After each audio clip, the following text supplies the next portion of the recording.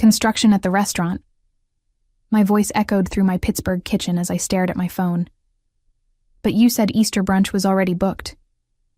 Well, plans change, Danielle. My mother's clipped tone came through the speaker. Maybe we'll do something small next month. My name is Danielle Holloway. I'm 36. And for as long as I can remember, I've been the family's forgotten footnote. I work as an environmental consultant at Amberlin Ventures, making decent money auditing industrial sites. But to my family, I might as well be invisible. They've perfected the art of scheduling around me, not with me. Understood, I said automatically. It was always easier to just go along. As I hung up, I caught my reflection in the kitchen window. Brown eyes dulled by resignation, shoulders slumped in defeat. When did I become so small? I shook off the thought. Though something didn't sit right about Easter being canceled with only a week's notice. The construction excuse felt flimsy, but I'd learned not to question the family narrative. I pushed aside my rising skepticism and texted my friends. At least they wanted me around. But as I typed, a nagging sensation crept up my spine, the same feeling I got when checking spreadsheets for hidden errors. Something was wrong, but I couldn't pin it down yet. Standing in my bathroom Sunday morning, I applied mascara and tried to ignore the hollow feeling. Easter had always been important to our family. My grandmother's tradition of matching pastel outfits and her famous hot cross buns. Last year, I'd worn a lavender dress that nobody noticed. The year before, green. My sister Harper always got compliments, even when she showed up in jeans. You're overthinking it, I told my reflection. Katie, my cousin and closest family ally, had been oddly quiet lately. Usually, she'd text me details about the cancellation, maybe suggest we meet up anyway.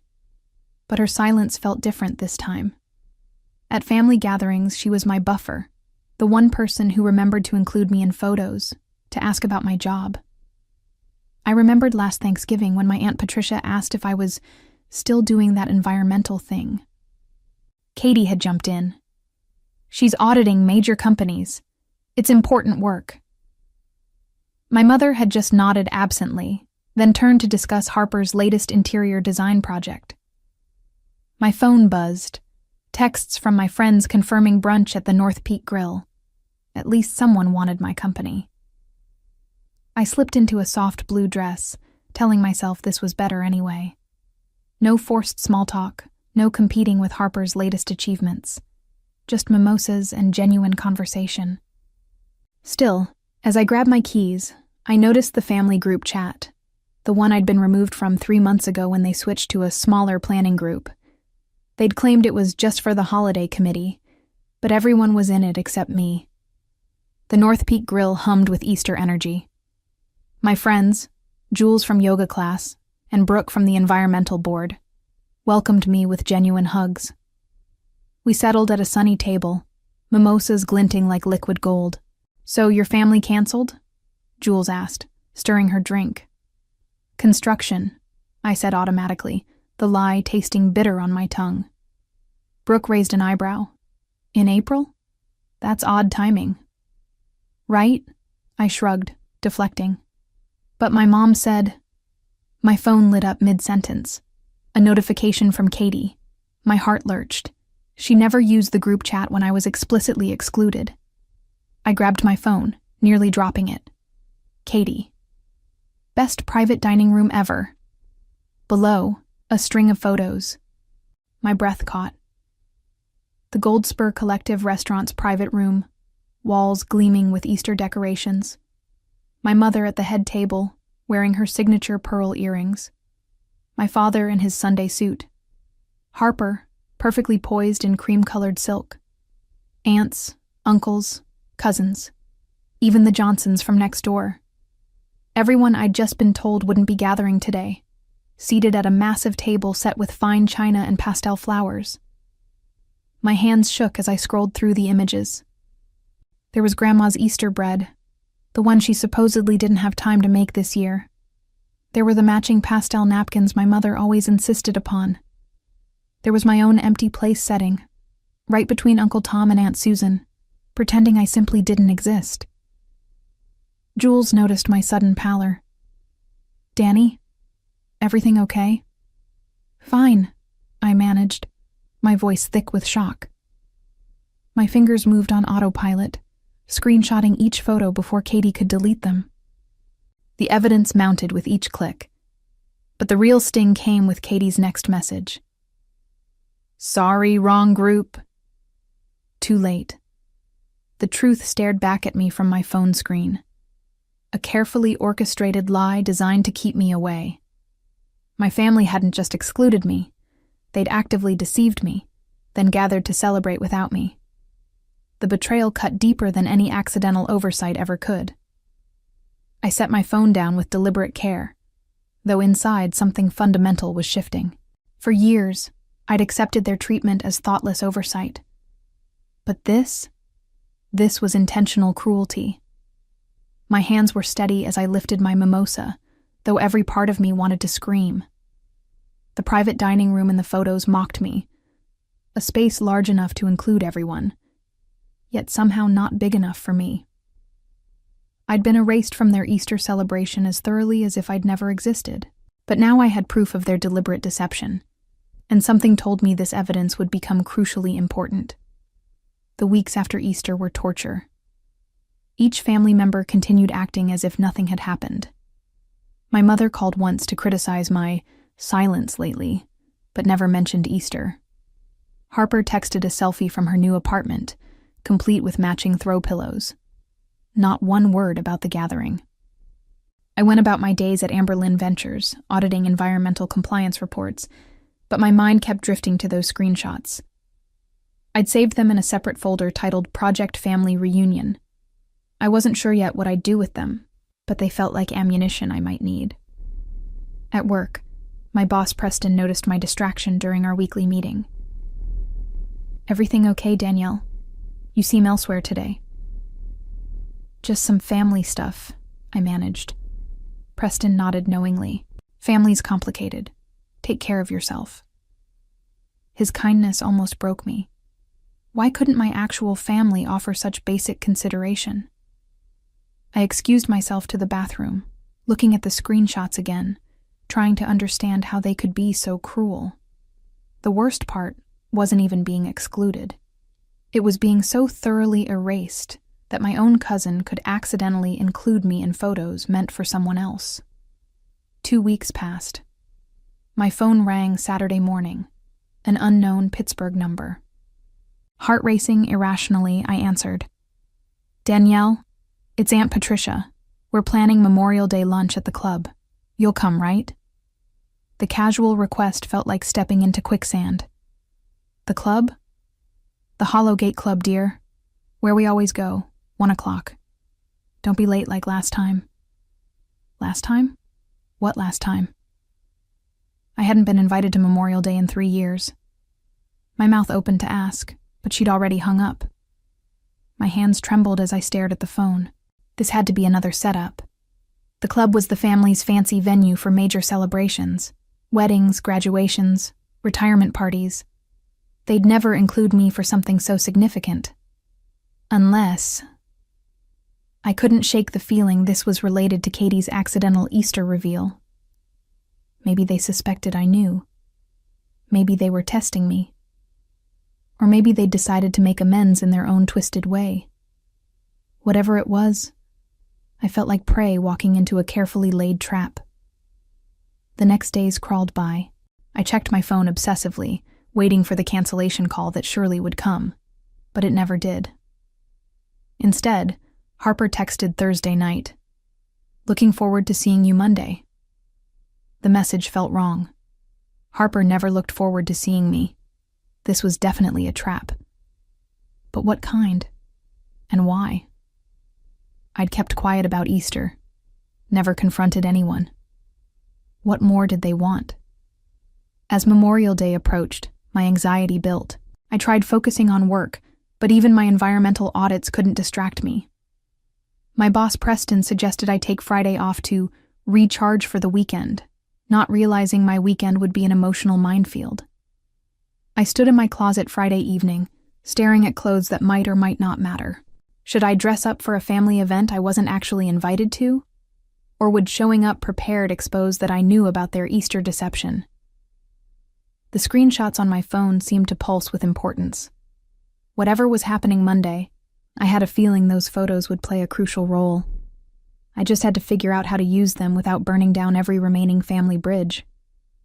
Though at this point, what bridges remained worth saving? Memorial Day arrived with perfect weather that mocked my inner turmoil. I chose a simple navy dress, nice enough to respect the occasion, casual enough to downplay my expectations. As I drove to the Hollowgate Club, my phone sat silent beside me, those Easter screenshots a digital weight in my pocket. The club's circular driveway was packed with familiar cars. Harper's BMW, Uncle Tom's Lexus, even the Johnsons' minivan. My stomach churned as I parked in the back lot. Walking through the ornate lobby, past crystal chandeliers and oil paintings, I felt like an imposter despite my invitation. The hostess greeted me warmly. "Holloway party? Right this way." In the private dining room, my family was already seated around a massive table. My mother's eyes flickered over me dismissively before returning to her conversation with Aunt Patricia. Harper glanced up, offering a tight smile that didn't reach her eyes. Only Katie seemed genuinely pleased to see me, standing to give me a hug. "You made it," she whispered. "I wondered if you'd come." "Of course she came," my mother interjected coldly. "She's family." The word hung in the air like a challenge. My father nodded absently, already telling Uncle Tom about his golf game. I took the empty seat between Katie and my grandfather, who at least patted my hand. "Glad you're here, Danielle. Don't see you enough." "No," I said quietly. "You don't." The lunch proceeded with strained normalcy. Conversations swirled around me about people I barely knew, places I'd never been invited to visit. Harper dominated the discussion with her latest interior design triumph, some millionaire's lake house. "The client insisted on sustainable materials," Harper said meaningfully. "Maybe Danielle knows about that stuff." All eyes turned to me. The environmental consultant. How quaint, their expressions seemed to say. I opened my mouth to respond, but my mother cut in. "Oh, let's not bore everyone with work talk. This is family time." Family time. The words echoed mockingly in my head, bringing back every Easter photo. The private dining room, the elaborate table setting, the empty spot where I should have been. My fingers found my phone in my lap, thumb hovering over the photo folder. Just then, Uncle Tom's phone rang. He excused himself to take the call, returning minutes later with news that shifted everything. "Well, looks like we'll need to celebrate Cousin Robert's wedding after all. His fiancé's parents backed out of hosting. They want to know if we can step up." My mother sighed dramatically. "We're already hosting the summer's end garden party at the house. That's enough entertaining for one season. Unless," Aunt Patricia said slowly, "we combine them? A massive celebration? Like a family reunion?" The word hit me like ice water. "Reunion?" I asked, my voice barely steady. "Not exactly," my mother said quickly. "Just bringing everything together. Though with the house full, space would be tight." I understood immediately. They were already planning to exclude me from summer's biggest event. The memorial lunch was a test. See how much abuse I'd take before quietly removing myself from consideration. Let them down easy before the real celebration. My phone felt heavy in my lap. Those Easter screenshots suddenly seemed like more than just evidence. They were my salvation. But I needed to play this carefully. One wrong move and I'd lose my only leverage. So I did something unexpected. I smiled. "That sounds wonderful. I'd love to help plan it." The shock on their faces was almost worth the lie. The family slowly processed my unexpected offer. My mother's eyebrows drew together in suspicion. Harper set down her water glass too hard. Even Katie looked surprised. "Help plan?" My mother's voice carried that particular tone, the one that meant she was already calculating how to politely decline. "Sure," I continued, heart hammering. "I've organized environmental conferences. Event planning isn't that different. Venues, catering, logistics." I paused, letting the next word settle carefully. "And I could ensure everyone feels included." The last word landed like a stone in still water. Uncle Tom coughed. Aunt Patricia suddenly found her napkin fascinating. The Easter screenshots burned in my phone like hidden fire. "That's thoughtful," my father offered weakly, glancing at my mother for guidance. "We appreciate the offer," my mother said smoothly. "But we have everything under control." The family gathering committee handled Robert's wedding planning, and they're quite experienced. The family gathering committee, also known as everyone except me. I felt the familiar sting but pressed forward. "Of course. I just meant if you needed any help." "Actually," Katie interrupted, looking guilty, "maybe Danielle could help with environmental considerations. Robert's fiancé is really into sustainability. She mentioned wanting everything eco-friendly." My mother's lips thinned. She couldn't argue with the bride's wishes without looking unreasonable. "I suppose we could discuss." "Wonderful," I said quickly. "Just let me know what you need." As lunch wound down, I excused myself to the restroom. In the ornate powder room, I stared at my reflection, pale, eyes bright with unshed tears and barely contained rage. I pulled out my phone, scrolling through the Easter photos again. The evidence that proved their elaborate deception, the ammunition I hadn't yet used. When I returned to the table, coffee was being served. I sipped mine quietly as the conversation shifted to summer plans. The lake house, various trips, children's camps, all events I'd never hear about firsthand. As I listened to their choreographed lives, a plan crystallized in my mind. "I should probably go," I said, standing. "Thank you for including me today." My mother's startled expression confirmed she hadn't expected gratitude. "Of course, dear. We're family." Katie walked me to the door, gripping my arm. "I'm sorry about Easter," she whispered. "I should have told you." "I know you are," I said softly. Then, carefully chosen, "Some secrets eventually come out on their own." She looked stricken, understanding my veiled meaning. I kissed her cheek, my last genuinely kind gesture before executing my plan. As I drove home, my phone buzzed. A text from an unknown number. "This is Marissa Collins, Robert's fiancée. Katie gave me your number. I'd love to discuss sustainable options for the wedding reunion." My throat tightened. They were really going to make me plan parts of an event I'd likely be excluded from. The cruelty was almost admirable in its efficiency. But something else came through. An unknown factor they couldn't have anticipated. That night, I drafted an email to Marissa, offering comprehensive environmental consultation for the event. I attached my credentials, made myself invaluable, because here's what my family didn't understand.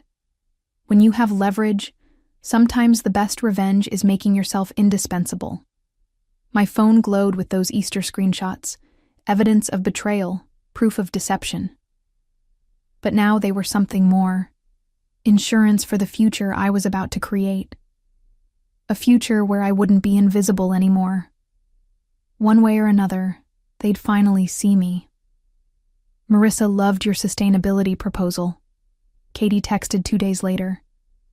"Mom's having to include you in planning now. She's not happy." I smiled at my phone screen. Good. I'd meticulously crafted that proposal, knowing it would trap them. Environmental impact assessments, carbon footprint calculations, sustainable vendor recommendations, all requiring my direct involvement. I'd made myself the bridge between their desire for a perfect event and Marissa's eco-conscious values. The first planning meeting came Friday. I arrived at my parents' house carrying portfolios and presentations. My mother answered the door, her smile strained. Danielle, prompt as usual. In the living room, the usual suspects gathered. Aunt Patricia, Harper, Uncle Tom. The family gathering committee, now forced to acknowledge my existence. I've drafted 3 sustainability plans. I began professionally, spreading papers across the coffee table.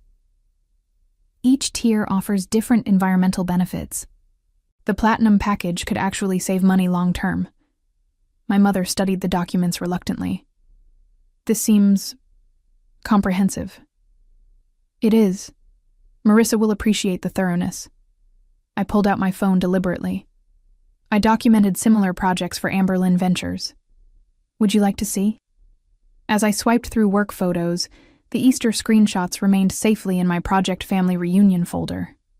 But my finger hovered nearby. A subtle reminder of what I could reveal. My mother noticed the gesture, her eyes sharpening. We'll review these, she said quickly. I'm sure you have other commitments.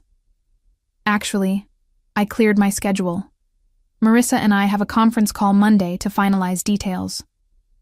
I gathered my papers with deliberate care. She said she trusts my judgment completely.